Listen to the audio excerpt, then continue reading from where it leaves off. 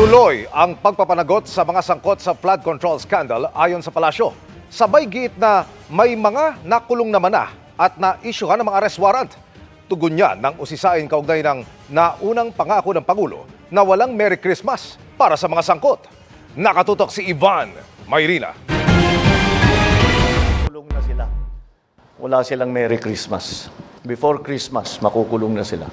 Ikalawang linggo ng Nobyembre nang sabihin niya ni Pangulong Bongbong Marcos kasabay ng paglalahad sa pagbibigay ng update sa mga naging hakbang ng pamahalaan sa flood control scandal. May mga nakasuhan, sumapit at lumipas ang Pasko, pati ang bagong taon. Pero sa mga prominenteng pangalan nasangkot sa anomalya, ang kontratisang si Sara Diskaya pa lang ang nakulong. Ang iba, tulad ng kanyang Miss Sarah si Curly at ang mga tinaguriang Bulacan Boys sa mga opisyal ng DPWH Bulacan, nasa kustodiya pa rin ng Senado. Walang nakakulong ng mga halal na opisyal, mga dati man o kasalukuyang miyembro ng Senado o Kongreso.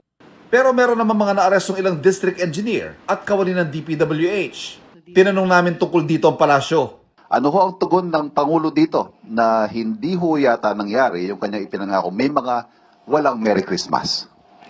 Wala naman siyang binanggit kung sino ang pangalan. Pero tandaan natin, sa higit na 4 na buwan, may mga nakulong, may mga warrants of arrest na na-issue, may mga nagtago, mayroong nakikipag-usap at nagsisettle at ibinibigay, rather restitution, isinusole ang karamihan sa kanilang mga kickbacks na hindi naganap, never nangyari sa anumang administrasyon.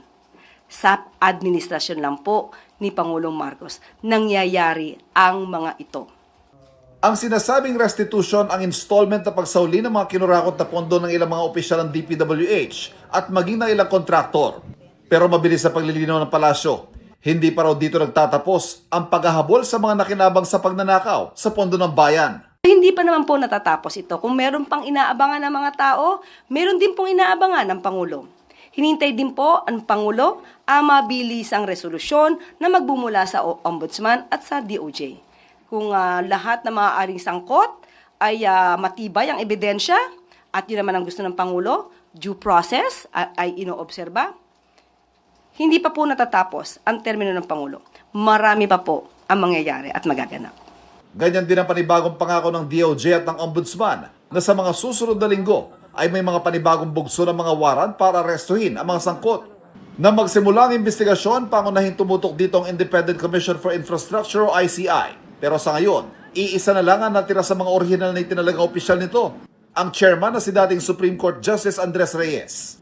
Hindi pa malinaw sa ngayon kung anong kahihinat na ng komisyon. Hindi po tayo nabibigyan ng update kung magkakaroon po ng replacement. At sa kasalukuyan po ay nagtatrabaho pa rin po ang mga nasa ICI. At nandyan din po ang ombudsman na nangako na magpapatuloy po sila. So hindi naman po titigil. Kahit po sabihin natin na isa na lang ang miyembro ng ICI, nandyan pa rin naman ang executive director, patuloy pa rin po ang pag-iimbestiga. So, hindi po titigil sa pag-iimbestiga. Para sa GMA Integrated News, Ivan Mayrina, nakatutok, 24 oras.